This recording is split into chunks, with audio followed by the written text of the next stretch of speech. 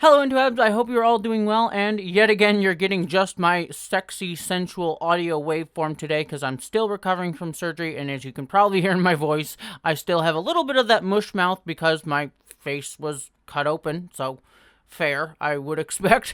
So sadly, you're not going to get to see my beautiful face, but for today's video, I wanted to do a quick review of a film that I watched while I was recovering from surgery that I found to be absolutely fantastic and I really adored, and I think has kind of gotten overlooked over the past few weeks since its release, but is one that I really think that you shouldn't miss, especially if you've liked the director's other work, and that is the film Duel, D-U-A-L, not D-U-E-L, D-U-A-L, which is a clever little pun. It's a double entendre sort of film, because this is a movie that stars Karen Gillan, who many of you may know from either Doctor Who or Nebula in the Guardians of the Galaxy films and Avengers movies. One of my favorite actresses working in Hollywood today. She is absolutely wonderful.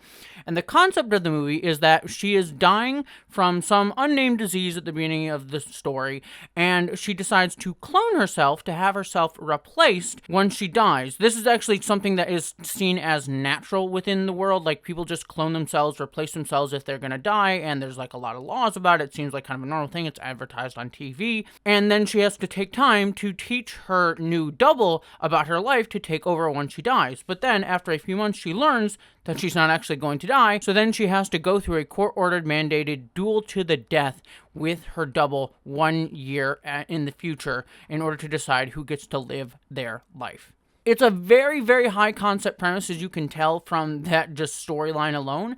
But what I was struck by most, and I didn't really realize until I watched the movie because I didn't realize who had directed this movie, was that the high concept of it is not just the only thing about this movie. Because if you know anything about this director, Riley Steams, he has also directed another movie called The Art of Self-Defense that came out a few years ago that starred Jesse Eisenberg, which is one of my favorite movies of that year that also got overlooked. The thing with that movie, and it's really difficult to explain it, is that it's an offbeat dark comedy, but the reason that it's a dark comedy is that the world in which this story is set is just a little bit off. Everyone is super blunt, super on the nose, speaks kind of weirdly and off cadence, and is just like very, very direct in what they want to say, and everything is just a hair off. You couldn't necessarily put your finger on exactly why, but just everyone's dialogue is very straight to the point, very almost, I don't want to say emotionless, but a lot less over dramatic than you would see in other movies. Like, characters kind of just state the point. As someone who is on the autistic spectrum, I actually kind of love both of these movies for that exact reason, because wow, characters just stating things, and I love it. It makes me feel very good. But that doesn't mean that there isn't subtlety in the writing. You can see a lot of the things going on here, but it sort of draws out, the way this is written draws out these sort of social underpinnings of a lot of our ways that we speak and think about each other. It's sort of like talking and drawing out, like in the case of The Art of Self-Defense, these ideas of toxic masculinity that are often present underneath a lot of our conversations when we talk about defense, when we talk about defending ourselves and fighting and violence. And this movie does the same thing that talks about our relationships and how we relate to people. It's how we relate to ourselves and understand ourselves. And so having these sort of very blunt conversations draws that out. So even within this high concept sci-fi world that this film is set in, going back to Duel, it has this very interesting introspective look at how we understand and think about ourselves and our world.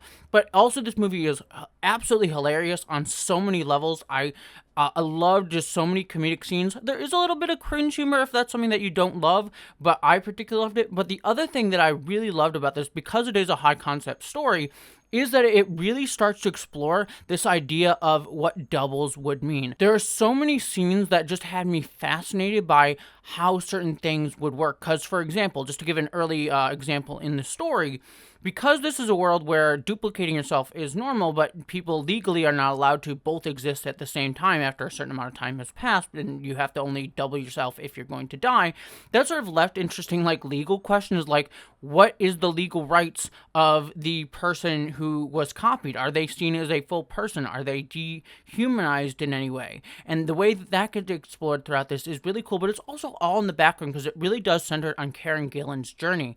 But I just love that this movie was so down to just explore that as a matter of fact, not just this ooh, the whole high concept story of this. Because if we got this as a big blockbuster Hollywood style film, it'd be ooh, we're going to explore all of this. But like here, it's just in the background. But that made it ultimately all the more fascinating. And so some of the places that we go to in this movie that explore that concept are so wonderfully fascinating that I just adored it. But again, it all does come back to Karen Gillan's performance. And we stay with the original Karen Gillan's character, not the double, for most of the film. And you just get to see her relationship with herself, both her double and her own like internal self, evolve a lot over the film. And it's just wonderfully done. And a lot of it comes through with scenes with Aaron Paul from Breaking Bad. As many of you know, Jessie from Breaking Bad is in this movie, and he plays her personal trainer who's training her to get ready for the fight to the death. And their scenes together are some of the best. There's some unexpected swerves. There's moments in this movie where you're like, oh, I really hope it doesn't go down this route. And I don't want to spoil, but it always swerves when you think it's going to zig, I guess is the metaphor that I'll use. The only negative that I would give to this movie is I don't want to say I dislike the ending. The ending of the film is not bad per se. It does sort of hit upon all the themes that the sort of story was trying to get at, and so I didn't dislike the ending, but it did feel a little bit anticlimactic, and it did feel a little like it could have been a little bit more clever in what it tried to do. Like, there was a couple of setups in the movie that I was thinking that the movie was going to eventually pay off in the finale, and it didn't ultimately do that in a way that I felt was as satisfying as it ultimately could have been. Now, again, even though this does have a fight to the death in the title of the sort of the concept of the film, don't go in expecting to be high action. This is not a high action fight to the death blockbuster movie. It is much more of a character dark comedy piece.